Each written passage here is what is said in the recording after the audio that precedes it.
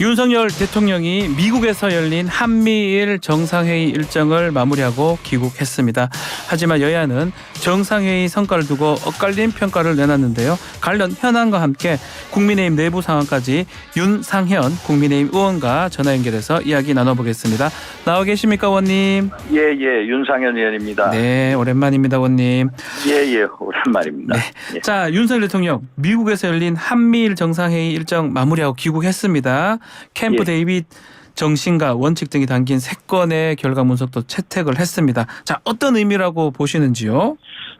일단은 이제 한미일 정상회의가 시작된 게 1994년 김영삼 대통령 때부터입니다. 그때 당시 빌 클린턴 대통령, 그 일본의 무라야마 총리하고 처음 한미일 정상회담이 시작이 돼서 지금까지 요번 전까지 12차례가 있었고 요번에 이제 13번째인데 우리 윤 대통령하고 그 바이든 대통령하고 기시다 후미오하고 정상회담한 게 요번에 작년부터 4차례입니다. 4번째 회담인데 요번에 중요한 건 뭐냐. 세 정상이 따로 모여서 정상회담을 했다는 거.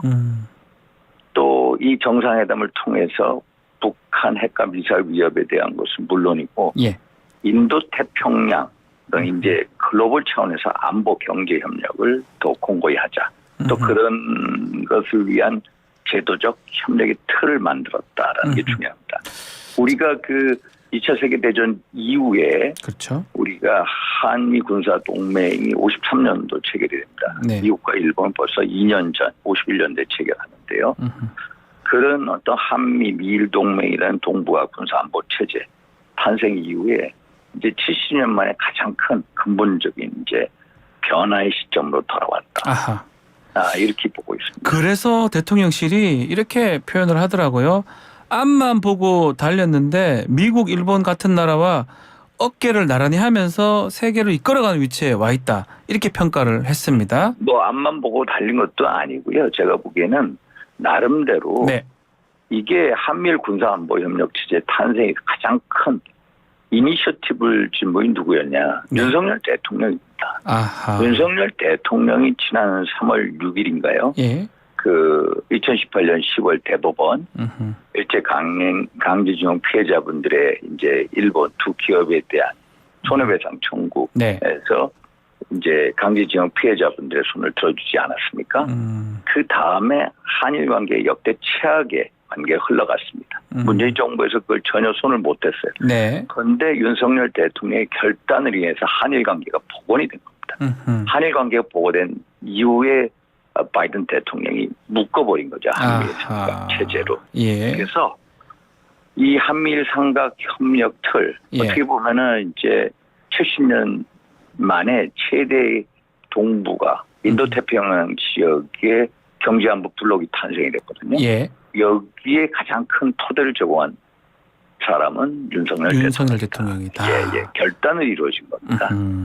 자, 그렇지만 야당, 야3당은 준군사 동맹 아니냐라고 하면서 우리가 어떤 국익을 얻었냐 이런 비판도 있는 것 같습니다. 어떻게 보시는지요? 이게 이제 이렇게 자꾸 뭐 군사 동맹화하는데 군사 동맹은 말이 맞지 않습니다.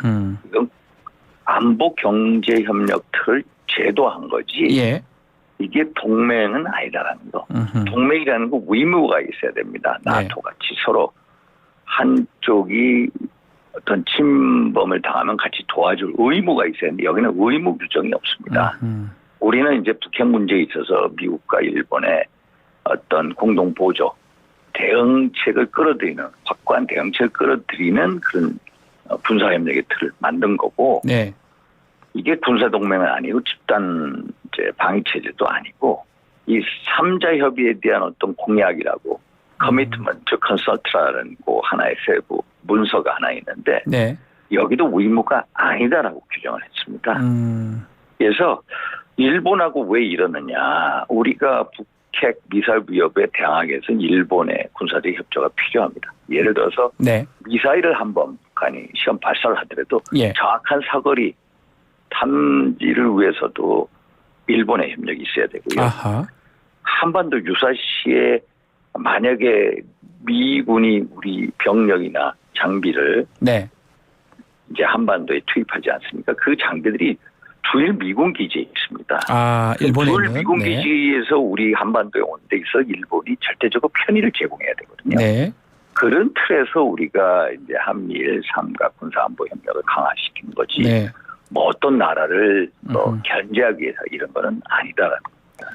자, 또 경제적 부분을 보면 대중 봉쇄에 초점을 맞추고 뭐 IRA 또 칩스 이런 문제는 제대로 다뤄지지 않았다 이런 목소리 나오는 것 같습니다. IRA 법안에 대해서 이제 네. 가이던스라고 해가지고 세부 규정이 나왔습니다. 우리 네. 입장도 반영하고 했거든요. 칩스도 이제 작동이 되고 있고 이런 거는 어떤 이제 그 실무자 차원에서 네. 할 얘기다. 이거를 어떤 정상회담에서 할 얘기는 아니고요. 그래서 이 문제에 대해서는 뭐 이미 시행 중이고 이거에 대해서는 언제든지 우리 정부에서 실무적으로 얘기할 수 있는 상황입니다. 자, 오염수 문제가 또 의제가 되지 않는 것 아마 미국이나 일본의 입장을 뭐 수용할 수밖에 없기 때문에 문제 제기하지 않는 거 아니냐 이런 주장도 있는 것 같습니다. 근데 이제 오염수 문제에 대해서 우리의 입장은 명확합니다. 이제 과학적 안전성이 담보돼야 된다는 거고요. 네. 국제법 국제 기준에 맞게 처리해야 된다. 그래서 요번에 이제 한일 회담에 의제는 되지 않았습니다. 예. 근데 윤석열 대통령이 이제 공동 기자회견에서 뭐라고 그러시냐면은 이 삼국 국민 또 인류의 건강과 안전이 최우선이 고려해야 된다. 네. 그래서 IAEA 점검하는 대로 처리되는 대로 이게 책임 있고 투명하게 점검 절차를 하자야 된다. 그래가지고 우리의 입장은 명확하게 표명을 했다. 말씀을 드립니다. 자, 윤석열 대통령이 다음에는 한미일 정상이 우리 한국 서울에서 만났으면 좋겠다 이런 말 남겼는데 그런데 이게요. 예. 우리가 5월 달에 히로시마에서 이제 한미일 정상회의가 열리지 않았습니까? 예. 히로시마에서 열렸고요. 맞습니다. 그다음에 요번에 이제 우리 메릴랜드 캠프 데이비드에 열렸고 다음에 한국에서 개최하겠다. 예, 결국 이제 대통령이 다음에 이제 개최하겠다. 그게 이제 문서에도 들어갔다고 하더라고요. 그래서 네. 북핵 등 안보 문제에 있어서 의제 선점을 하겠다라는 하나의 이니셔티브를 주겠다는 의지의 표현이다. 이렇게 보고 있습니다. 혹시 총선 전에 만날 수도 있는 겁니까? 총선 전에요? 예. 이제 뭐 그럴 수도 있는데 이제 이 소위 말해서 북핵 소위 말해 미사일 위협이라든지 그렇죠. 인도 태평양에 있어서 중국의 문제 등 이런 여러 가지 상황에 따라 이루어질 겁니다. 어떤 특정 시점은 네. 정해지지 않았고요. 네. 연일에 정례화한다. 아하. 정상회담을 정례한다. 이렇게만 정해져 있습니다. 다음은 서울일 가능성이 높다. 이 정도네요. 자, 이번 한미일 정상회담. 자, 높은 점수를 줄 수 있겠습니다. 의원님 말씀대로라면. 그러면 대통령이 어떤 이제 여러 가지 국내적인 반대 위험이 무릅쓰고 한일 관계를 정상화시켰고요. 네. 그 바탕 위에 한미일 삼각 이제 경제, 군사, 협력의 틀을 제도화, 정례화 또 공고화시켰거든요. 네. 이런 면에서는 높은 점수를 줄 수 있습니다. 자, 총선 이야기도 나눠보겠습니다. 자, 국민의힘 내에서 가장 뜨거운 주제가 지금 바로 수도권 위기로인 것 같습니다. 예. 이철규 사무총장이 배 침몰시키는 또 승선 못하겠다 승선 불가론도 지금 또 파장이 일어나고 있고 어떻게 보고 계십니까? 저도 이제 뭐 수도권 위기론 등에서 말씀드리는데 이제 당에 대한 충정, 진정성으로 말씀을 드린 거고요. 네. 당을 뭐 폄훼하고 이런 의도는 없다. 나는 이제 말씀을 꼭 드리고 싶고요. 네. 이제 당이라는 배가 이제 잘못된다, 자초된다, 침몰된다 하면은 가장 먼저 죽는 사람은 영남권, 강원도 의원들이 아닙니다. 그렇죠. 솔직히. 저 같은 수도권 의원입니다. 그래서 어떻게 배를 침몰시키기를 원하겠습니까? 그건 아니다. 근데 이제 당에 대한 우려를 어떻게 보면 정당 우려를 배를 침몰시킨 행위로 비유하지 않았으면 총장님께서 그건 이제 좀 적절해 보이지 않고요. 더군다나 이제 공천을 연상시키는 뭐 승선시킬 수 없다. 발언 이것도 뭐 적절치 않아 보이고요. 저도 이제 암 환자로 뭐 비유하고 그래서 저도 이제 좀 부적절한 표현을 썼고요. 아하, 우리 의원님도 그건 조금 부적절하다고 생각하시는 겁니까? 예. 저도 당에 대한 위기감 때문에 했지만 저도 부적절한 표현을 쓴 거고요. 제가 이제 강조했던 거는 민당의 병이라는 거는 뭐 이렇게 잘 보입니다. 그래서 수술되면 잘 나을 수 있는데 우리는 이제 병이 잘 느끼지 못하고 있거든요. 안 보인다는 뜻에서 그 말씀을 하셨군요. 잘 느끼지 못하기 때문에 고치기 쉽지 않다 이런 의미에서 말씀드립니다. 아하. 자, 그렇지만 당 지도부에서는 수도권 선거에서 어느 정도 승산이 있다고 보는 것 같아요. 보도에 따르면 수도권 박빙 승리. 예. 이게요. 이제 현장 민심, 저 수도권 의원이고. 그렇죠. 지역에서 이제 활동을 많이 하고 있습니다. 예. 보면 지역의 민심, 인천 지금 지역구. 예. 민심이 어때요? 정말로 좋지 않습니다. 저는 그거 현장에서 많이 느끼고요. 근데 이 여론조사상 우리가 막 요즘은 이기는 걸로 나옵니다. 예. 이기는 게 왜 그러냐면 이제 민주당의 이제 이 대표의 사법 리스크, 또 전당대 이제 돈봉투 의혹, 뭐 혁신위의 이제 뭐 여러 내용 등 네. 이런 게 있어가지고 저는 기본적으로 이제 샤이 민주당 지지자들이 이제 여론조사 결과에 잡히지 않는다라고 보고 있고요. 아하. 이게 여론조사보다 더 중요한 게 뭐냐면은요. 뭐죠? 대통령 지지율입니다. 아하. 우리가 21대 총선 2020년에 네. 수도권 121개 의석 중에 미래통합당이 16개 얻었습니다. 네. 민주당이 103개를 얻었거든요. 예. 당시 가장 중요한 팩터가 뭐냐면은 문재인 대통령의 지지율이 그 당시에 59%였습니다. 매우 높았죠. 예. 대통령 지지율이 가장 중요합니다. 총선에 있어서. 그래서 지금 대통령 지지율이 지금 35, 45 왔다 가지 않습니까? 네. 45 정도는 돼야 된다. 그 정도까지 돼야 우리가 안심할 수 있고요. 예. 그리고 이게 대통령 지지율의 긍정과 부정 평가의 그 간극. 네. 한번 보십시오. 35대 뭐 57 해서 20% 정도 높거든요. 네. 이런 거를 우리가 고려해야 된다고요. 두 번째 중요한 것은 뭐죠? 정부를 지지하냐, 정부를 견제하냐. 이 여러 가지 이 여론조사상에서도 정부 수도권에서는 정부 견제력이 큽니다. 우리가 높게 나오는 예를 들어서 뭐 정당 간 지지율에 있어서 우리가 높게 나오더라도 정부 견제론이 훨씬 더 높게 나온다. 결국 야당 손을 들어주겠다는 이 두 가지를 우리가 더 염두에 둬야 된다. 현재 나오는 뭐 여론조사 수치가 중요한 게 아니라 이 대통령 지지율과 정부 견제론 또 지지론 이 팩터를 더 중요시하고 해야 된다. 그러다 보니까 지금 지도부가 좀 수도권으로 좀 출마하는 거는 어떠냐 이런 주장도 있어요. 이준석 전 대표가 영남권 출신 다 지도부인데 이분들이 수도권을 출마해야 우리가 좀 이길 수 있다. 왜냐하면 영남권 출신들은 수도권 상황 잘 모른다. 이렇게 좀 비판을 하더라고요. 공감하시는지요? 그분 이제 수도권 선거에 나온다. 출마해서 승산이 있는 것도 아닙니다. 지도부 나오면 제어요, 그냥? 이게 수도권에 출마한다고 승산이 있는 것도 아니고 바람을 일으킬 수 있는 것도 아니고 다만 지명도가 있는 지도부가 수도권에 출마한다는 당의 총선 승리에 대한 의지를 보여줄 수 있거든요. 그래서 이건 지도부의 결단의 영역이지 우리가 뭐 이준석 대표처럼 요구할 수 있는 건 아니다. 저는 이걸 요구하지는 않습니다.